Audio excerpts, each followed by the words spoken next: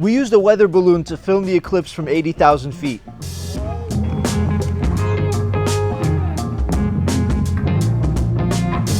But at the end, the vehicle got stuck in a tree somewhere in Arkansas.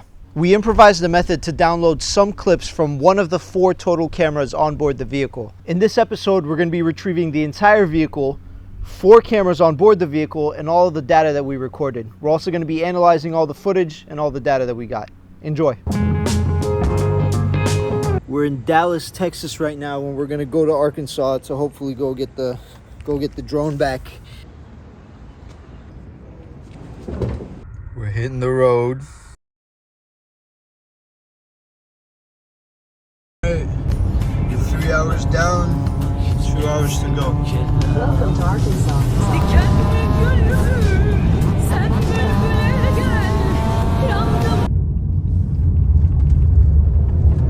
This is why we need to get this back as soon as possible.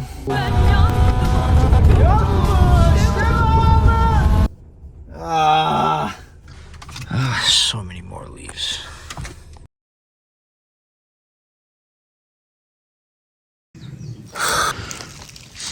You guys think I could eat this if I get hungry? We're in the vicinity now. It's probably still up in one of the trees. Sadly enough, I don't see it on the ground, which I was really hoping for. So it's probably still up in the tree somewhere. At this point, I was especially concerned. Did all of our hard work go for nothing? Are we never gonna find this? A lot of emotional pain went into... I'm just kidding. We found it like 5 minutes later.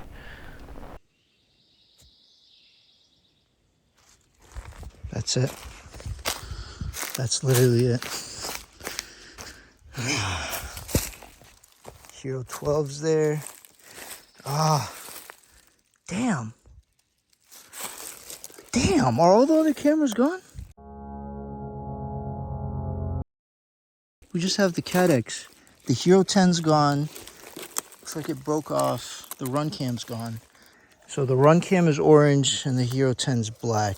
I'm leaving these things where I found them so I can quote unquote follow the crime scene. There's the run cam right there. That's good. And then we're gonna try to find the Hero 10. That's gonna be a much harder find since that's... Oh! We have everything. We have everything. Oh, it's a good day. Oh, gosh. Seems like the wind knocked this down. That's how it happened on the on another glider project as well. Got stuck in a tree, and after a couple weeks, the wind knocked it down. Let's get out of here.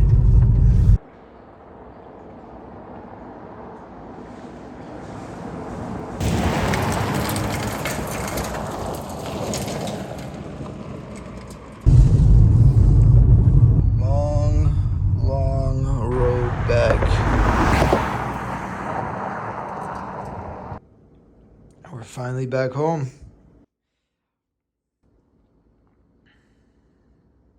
6 miles of visibility and light winds. So back relax. We'll be closing up.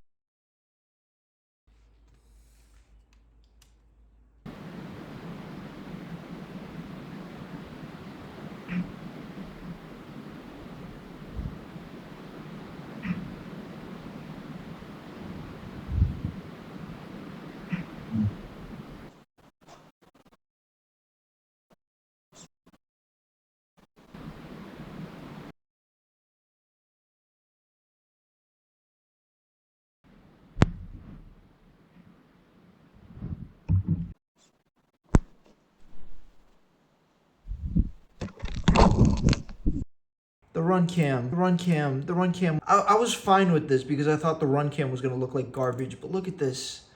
This is exactly what I wanted to see.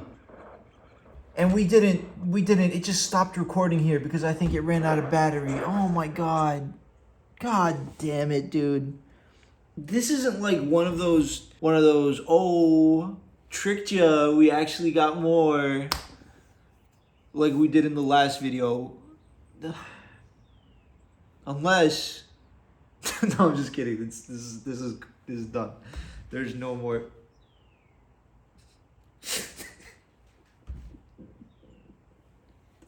This sucks, dude. The last one, the last camera is this thing. Okay. Now we check out. Dude, I wish that run cam recorded the whole thing. There's nothing on video.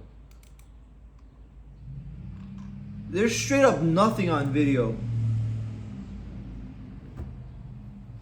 Oh, I'm gonna do it. I'm gonna do it. Once I got home, Kemal and I had a quick tweak sesh. Listen, okay, big brain, right? Yeah. If you're scaling like a robotic system, right, you typically go for like a serialization format. You're right? not scaling. Why is bro. that? Because you're not thinking big enough, okay? You have no idea how good Kemal was. You have no idea. And this is it. This is the temperature data that we got. The position data that we collected. This is our battery data. We have the temperature inside of the payload bay in blue. We have the external temperature in red. And we have the altitude in yellow.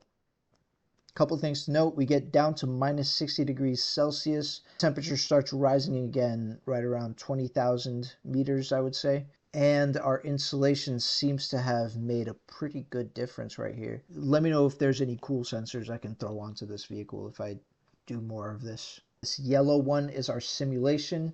The green and the red ones are the data that we collected from the vehicle. The reason for this discrepancy between the simulated trajectory and the actual trajectory, I think, is because I think we put less helium into the balloon than we intended to, and that's why I bank on the simulation being pretty reasonably accurate.